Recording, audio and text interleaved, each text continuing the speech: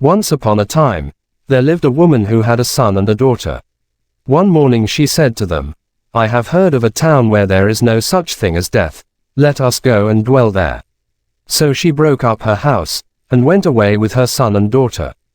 When she reached the city, the first thing she did was to look about and see if there was any churchyard, and when she found none, she exclaimed, "This is a delightful spot.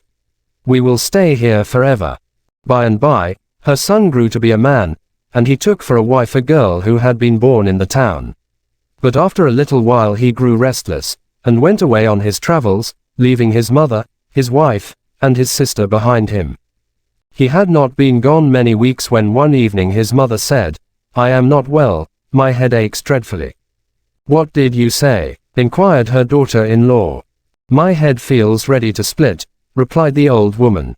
The daughter-in-law asked no more questions, but left the house, and went in haste to some butchers in the next street. "I have got a woman to sell. What will you give me for her?" said she. The butchers answered that they must see the woman first, and they all returned together. Then the butchers took the woman and told her they must kill her. "But why?" she asked. "Because," they said, "it is always our custom that when persons are ill and complain of their head they should be killed at once. It is a much better way than leaving them to die a natural death." "Very well," replied the woman. "But leave, I pray you, my lungs and my liver untouched, till my son comes back. Then give both to him." But the men took them out at once, and gave them to the daughter-in-law, saying, "Put away these things till your husband returns." And the daughter-in-law took them, and hid them in a secret place. When the old woman's daughter, who had been in the woods, heard that her mother had been killed while she was out, she was filled with fright, and ran away as fast as she could. At last she reached a lonely spot far from the town, where she thought she was safe, and sat down on a stone, and wept bitterly. As she was sitting, sobbing, a man passed by. "What is the matter, little girl? Answer me, I will be your friend." "Ah, sir, they have killed my mother. My brother is far away, and I have nobody." "Will you come with me?" asked the man. "Thankfully," said she, and he led her down, under the earth, till they reached a great city. Then he married her, and in course of time she had a son. And the baby was known throughout the city as Muhammad with the magic finger, because, whenever he stuck out his little finger, he was able to see anything that was happening for as far as 2 days' distance. By and by, as the boy was growing bigger, his uncle returned from his long journey, and went straight to his wife. "Where are my mother and sister?" he asked, but his wife answered, "Have something to eat first, and then I will tell you." But he replied, "How can I eat till I know what has become of them?" Then she fetched, from the upper chamber, a box full of money, which she laid before him, saying, "That is the price of your mother. She sold well." "What do you mean?" he gasped. "Oh, your mother complained one day that her head was aching, so I got in 2 butchers and they agreed to take her. However, I have got her lungs and liver hidden, till you came back, in a safe place. And my sister, well, while the people were chopping up your mother she ran away, and I heard no more of her." "Give me my mother's liver and lungs," said the young man. And she gave them to him. Then he put them in his pocket, and went away, saying, "I can stay no longer in this horrible town. I go to seek my sister." Now, one day, the little boy stretched out his finger and said to his mother, "My uncle is coming." "Where is he?" she asked. "He is still 2 days' journey off, looking for us, but he will soon be here." And in 2 days, as the boy had foretold, the uncle had found the hole in the earth, and arrived at the gate of the city. All his money was spent, and not knowing where his sister lived, he began to beg of all the people he saw. "Here comes my uncle," called out the little boy. "Where?" asked his mother. "Here at the house door," and the woman ran out and embraced him, and wept over him. When they could both speak, he said, "My sister, were you by when they killed my mother?" "I was absent when they slew her," replied she, "and as I could do nothing, I ran away." "But you, my brother, how did you get here?" "By chance," he said, "after I had wandered far, but I did not know I should find you. My little boy told me you were coming, she explained, when you were yet 2 days distant. He alone of all men has that great gift. But she did not tell him that her husband could change himself into a serpent, a dog, or a monster, whenever he pleased. He was a very rich man, and possessed large herds of camels, goats, sheep, cattle, horses and asses, all the best of their kind. And the next morning, the sister said, "Dear brother, go and watch our sheep, and when you are thirsty, drink their milk." "Very well," answered he, and he went. Soon after, she said again, "Dear brother, go and watch our goats." "But why? I like tending sheep better." "Oh, it is much nicer to be a goatherd," she said, so he took the goats out. When he was gone, she said to her husband, "You must kill my brother, for I cannot have him living here with me." "But, my dear, why should I? He has done me no harm." "I wish you to kill him," she answered, "or if not I will leave." "Oh, all right, then," said he. "Tomorrow I will change myself into a serpent, and hide myself in the date barrel, and when he comes to fetch dates I will sting him in the hand." "That will do very well," said she. When the sun was up next day, she called to her brother, "Go and mind the goats." "Yes, of course," he replied, but the little boy called out, "Uncle, I want to come with you." "Delighted," said the uncle, and they started together. After they had got out of sight of the house, the boy said to him, "Dear uncle, my father is going to kill you. He has changed himself into a serpent, and has hidden himself in the date barrel. My mother has told him to do it." "And what am I to do?" asked the uncle. "I will tell you, when we bring the goats back to the house, and my mother says to you, 'I am sure you must be hungry, get a few dates out of the cask,' just say to me, 'I am not feeling very well, Muhammad, you go and get them for me.'" So, when they reached the house, the sister came out to meet them, saying, "Dear brother, you must certainly be hungry, go and get a few dates." But he answered, "I am not feeling very well. Muhammad, you go and get them for me." "Of course I will," replied the little boy, and ran at once to the cask. "No, no," his mother called after him, "come here directly. Let your uncle fetch them himself." But the boy would not listen, and crying out to her, "I would rather get them," thrust his hand into the date cask. Instead of the fruit, it struck against something cold and slimy, and he whispered softly, "Keep still, it is I, your son." Then he picked up his dates and went away to his uncle. "Here they are, dear uncle, eat as many as you want." And his uncle ate them. When he saw that the uncle did not mean to come near the cask, the serpent crawled out and regained his proper shape. "I am thankful I did not kill him," he said to his wife, "for, after all, he is my brother-in-law, and it would have been a great sin." "Either you kill him or I leave you," said she. "Well, well," sighed the man, "tomorrow I will do it." The woman let that night go by without doing anything further, but at daybreak she said to her brother, "Get up, brother, it is time to take the goats to pasture." "All right," cried he. "I will come with you, uncle," called out the little boy. "Yes, come along," replied he. But the mother ran up, saying, "The child must not go out in this cold or he will be ill," to which he only answered, "Nonsense. I am going, so it is no use your talking. I am going, I am. "Then go," she said, and so they started, driving the goats in front of them. When they reached the pasture, the boy said to his uncle, "Dear uncle, this night my father means to kill you. While we are away he will creep into your room and hide in the straw. Directly we get home my mother will say to you, 'Take that straw and give it to the sheep,' and, if you do, he will bite you." "Then what am I to do?" asked the man. "Oh, do not be afraid, dear uncle. I will kill my father myself." "All right," replied the uncle. As they drove back the goats towards the house, the sister cried, "Be quick, dear brother, go and get me some straw for the sheep." "Let me go," said the boy. "You are not big enough. Your uncle will get it," replied she. "We will both get it," answered the boy. "Come, uncle, let us go and fetch that straw." "All right," replied the uncle, and they went to the door of the room. "It seems very dark," said the boy, I must go and get a light, and when he came back with one, he set fire to the straw, and the serpent was burnt. Then the mother broke into sobs and tears. Oh, you wretched boy! What have you done? Your father was in that straw, and you have killed him. Now, how was I to know that my father was lying in that straw, instead of in the kitchen? Said the boy. But his mother only wept the more, and sobbed out, From this day you have no father. You must do without him as best you can. Why did you marry a serpent? Asked the boy. I thought he was a man. How did he learn those odd tricks? As the sun rose, she woke her brother, and said, Go and take the goats to pasture. I will come too, said the little boy. Go then, said his mother, and they went together.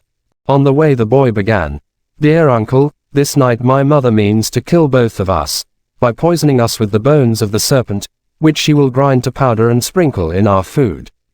And what are we to do? Asked the uncle. I will kill her, dear uncle. I do not want either a father or a mother like that. When they came home in the evening they saw the woman preparing supper, and secretly scattering the powdered bones of the serpent on one side of the dish. On the other, where she meant to eat herself, there was no poison. And the boy whispered to his uncle, Dear uncle, be sure you eat from the same side of the dish as I do. All right, said the uncle. So they all three sat down to the table, but before they helped themselves the boy said, I am thirsty, mother, will you get me some milk? Very well, said she, but you had better begin your supper. And when she came back with the milk they were both eating busily. Sit down and have something too, said the boy, and she sat down and helped herself from the dish, but at the very first moment she sank dead upon the ground. She has got what she meant for us, observed the boy, and now we will sell all the sheep and cattle. So the sheep and cattle were sold, and the uncle and nephew took the money and went to see the world.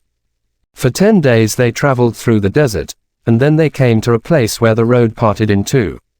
Uncle, said the boy. Well, what is it? Replied he. You see these two roads. You must take one, and I the other, for the time has come when we must part. But the uncle cried, No, no, my boy, we will keep together always. Alas, that cannot be, said the boy, so tell me which way you will go. I will go to the west, said the uncle. One word before I leave you, continued the boy. Beware of any man who has red hair and blue eyes. Take no service under him. All right, replied the uncle, and they parted. For 3 days the man wandered on without any food, till he was very hungry. Then, when he was almost fainting, a stranger met him and said, Will you work for me? By contract, asked the man. Yes, by contract, replied the stranger, and whichever of us breaks it, shall have a strip of skin taken from his body. All right, replied the man, what shall I have to do? Every day you must take the sheep out to pasture, and carry my old mother on your shoulders, taking great care her feet shall never touch the ground. And, besides that, you must catch, every evening, 7 singing birds for my 7 sons. That is easily done, said the man. Then they went back together, and the stranger said, Here are your sheep, and now stoop down, and let my mother climb on your back. Very good, answered Muhammad's uncle. The new shepherd did as he was told, and returned in the evening with the old woman on his back, and the 7 singing birds in his pocket, which he gave to the 7 boys, when they came to meet him. So the days passed, each one exactly like the other. At last, one night, he began to weep, and cried, Oh, what have I done, that I should have to perform such hateful tasks? And his nephew Muhammad saw him from afar, and thought to himself, My uncle is in trouble, I must go and help him, and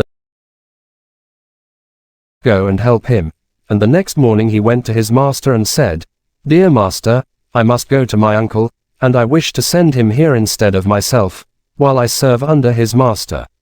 And that you may know it is he and no other man, I will give him my staff, and put my mantle on him. All right, said the master. Muhammad set out on his journey, and in 2 days he arrived at the place where his uncle was standing with the old woman on his back trying to catch the birds as they flew past. And Muhammad touched him on the arm, and spoke, Dear uncle, Did I not warn you never to take service under any blue-eyed red-haired man? But what could I do? Asked the uncle. I was hungry, and he passed, and we signed a contract. Give the contract to me, said the young man. Here it is, replied the uncle, holding it out. Now, continued Muhammad, let the old woman get down from your back. Oh no, I mustn't do that, cried he, but the nephew paid no attention, and went on talking. Do not worry yourself about the future. I see my way out of it all. And, first, you must take my stick and my mantle, and leave this place. After 2 days' journey, straight before you, you will come to some tents which are inhabited by shepherds. Go in there, and wait. All right, answered the uncle. Then Muhammad with the magic finger picked up a stick and struck the old woman with it, saying, Get down, and look after the sheep. I want to go to sleep. Oh, certainly, replied she. So Muhammad lay down comfortably under a tree and slept till evening. Towards sunset he woke up and said to the old woman, Where are the singing birds which you have got to catch? You never told me anything about that, replied she. Oh, didn't I? He answered. Well, it is part of your business, and if you don't do it, I shall just kill you. Of course I will catch them, cried she in a hurry, and ran about the bushes after the birds, till thorns pierced her foot, and she shrieked from pain and exclaimed, Oh dear, how unlucky I am. And how abominably this man is treating me. However, at last she managed to catch the 7 birds, and brought them to Muhammad, saying, Here they are. Then now we will go back to the house, said he. When they had gone some way he turned to her sharply. Be quick and drive the sheep home, for I do not know where their fold is. And she drove them before her. By and by the young man spoke. Look here, old hag, if you say anything to your son about my having struck you, or about my not being the old shepherd, I'll kill you. Oh, no, of course I won't say anything. When they got back, the son said to his mother, That is a good shepherd I've got, isn't he? Oh, a splendid shepherd, answered she. Why, look how fat the sheep are, and how much milk they give. Yes, indeed, replied the son, as he rose to get supper for his mother and the shepherd. In the time of Muhammad's uncle, the shepherd had had nothing to eat but the scraps left by the old woman, but the new shepherd was not going to be content with that. You will not touch the food till I have had as much as I want, whispered he. Very good, replied she, and when he had had enough, he said, Now, eat, but she wept, and cried, That was not written in your contract. You were only to have what I left. If you say a word more, I will kill you, said he. The next day he took the old woman on his back, and drove the sheep in front of him till he was some distance from the house, when he let her fall, and said, Quick, go and mind the sheep. Then he took a ram, and killed it. He lit a fire and broiled some of its flesh, and called to the old woman, Come and eat with me. And she came, but instead of letting her eat quietly, he took a large lump of the meat and rammed it down her throat with his crook, so that she died. And when he saw she was dead, he said, That is what you have got for tormenting my uncle. And left her lying where she was, while he went after the singing birds. It took him a long time to catch them, but at length he had the whole 7 hidden in the pockets of his tunic, and then he threw the old woman's body into some bushes, and drove the sheep before him, back to their fold. And when they drew near the house the 7 boys came to meet him, and he gave a bird to each. Why are you weeping? Asked the boys, as they took their birds. Because your grandmother is dead. And they ran and told their father. Then the man came up and said to Muhammad, What was the matter? How did she die? And Muhammad answered, I was tending the sheep when she said to me, Kill me that ram. I am hungry. So I killed it, and gave her the meat. But she had no teeth, and it choked her. But why did you kill the ram, instead of one of the sheep? Asked the man. What was I to do? Said Muhammad. I had to obey orders. Well, I must see to her burial, said the man, and the next morning Muhammad drove out the sheep as usual, thinking to himself, Thank goodness I've got rid of the old woman. Now for the boys. All day long he looked after the sheep, and towards evening he began to dig some little holes in the ground, out of which he took 6 scorpions. These he put in his pockets, together with 1 bird which he caught. After this he drove his flock home. When he approached the house, the boys came out to meet him as before, saying, "Give me my bird." And he put a scorpion into the hand of each, and it stung him, and he died. But to the youngest only he gave a bird. As soon as he saw the boys lying dead on the ground, Muhammad lifted up his voice and cried loudly, "Help, help! The children are dead." And the people came running fast, saying, "What has happened? How have they died?" And Muhammad answered, "It was your own fault." The boys had been accustomed to birds, and in this bitter cold their fingers grew stiff, and could hold nothing, so that the birds flew away, and their spirits flew with them. Only the youngest, who managed to keep tight hold of his bird, is still alive. And the father groaned, and said, "I have borne enough. Bring no more birds, lest I lose the youngest also." "All right," said Muhammad. As he was driving the sheep out to grass, he said to his master, "Out there is a splendid pasture, and I will keep the sheep there for 2 or, perhaps, 3 days, so do not be surprised at our absence." "Very good," said the man, and Muhammad started. For 2 days he drove on, till he reached his uncle, and said to him, "Dear uncle, take these sheep and look after them. I have killed the old woman and the boys, and the flock I have brought to you."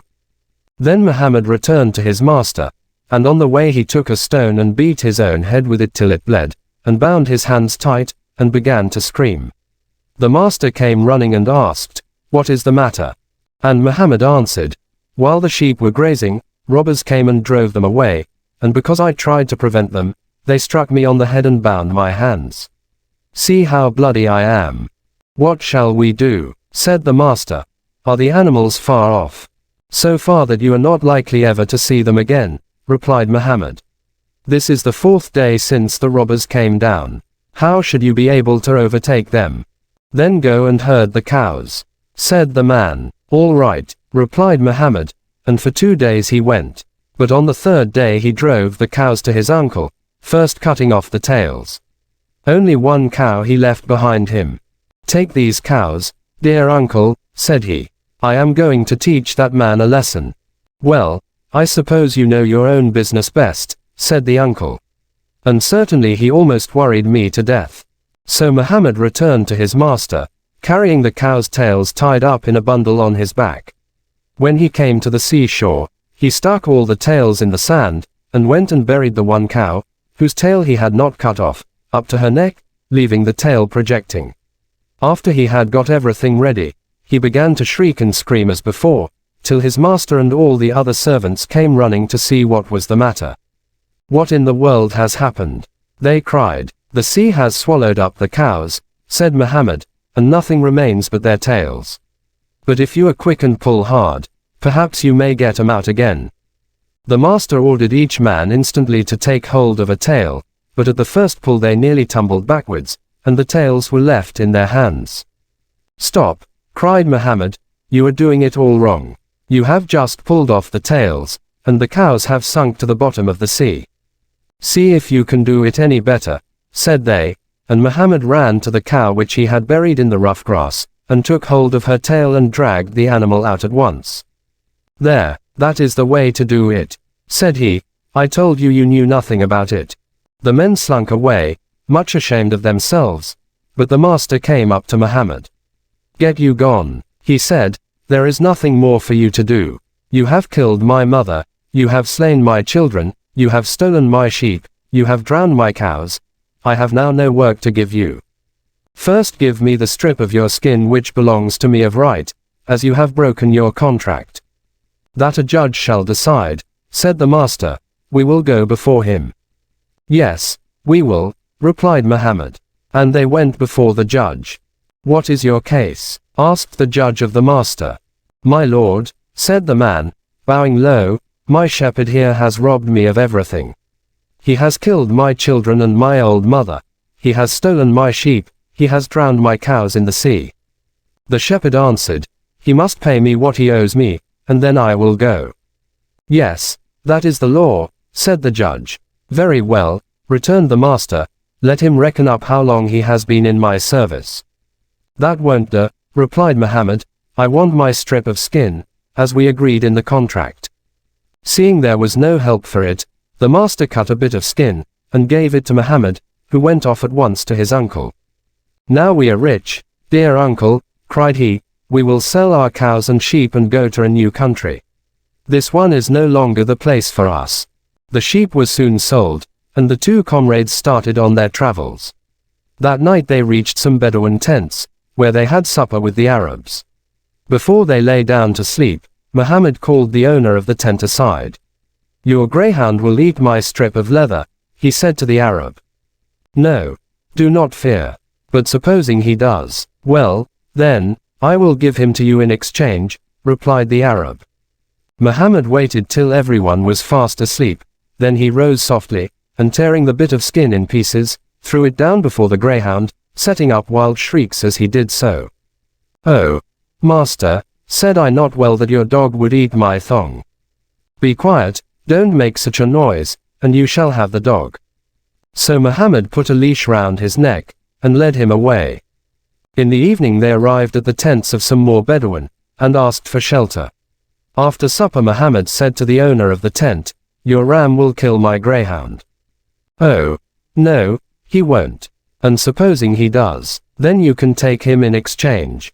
So in the night Muhammad killed the greyhound, and laid his body across the horns of the ram.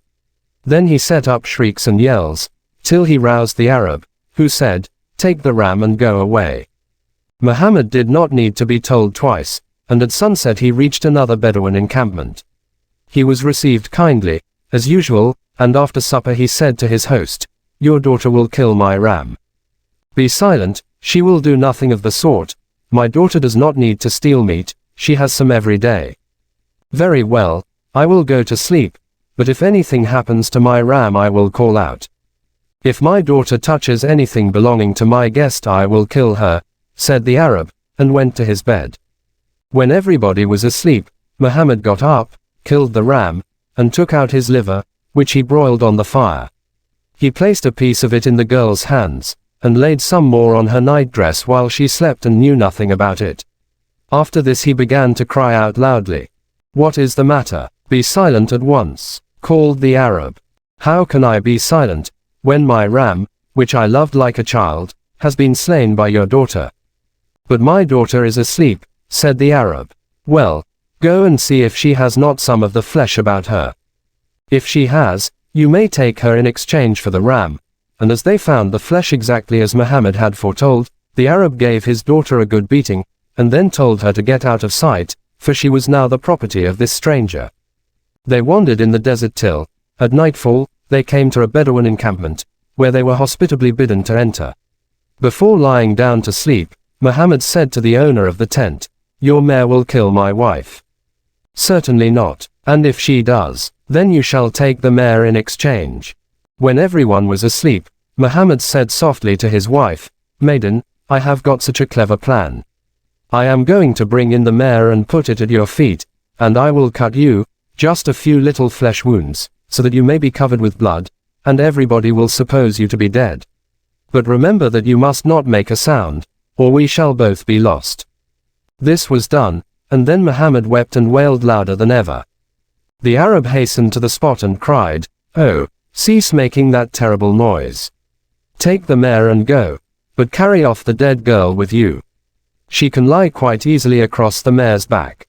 Then Muhammad and his uncle picked up the girl, and, placing her on the mare's back, led it away, being very careful to walk one on each side, so that she might not slip down and hurt herself.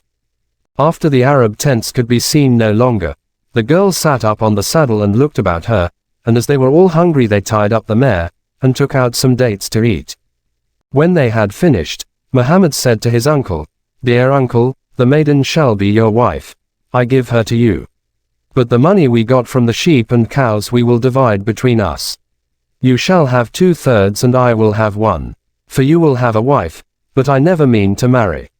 And now, go in peace, for never more will you see me. The bond of bread and salt is at an end between us. So they wept, and fell on each other's necks, and asked forgiveness for any wrongs in the past. Then they parted and went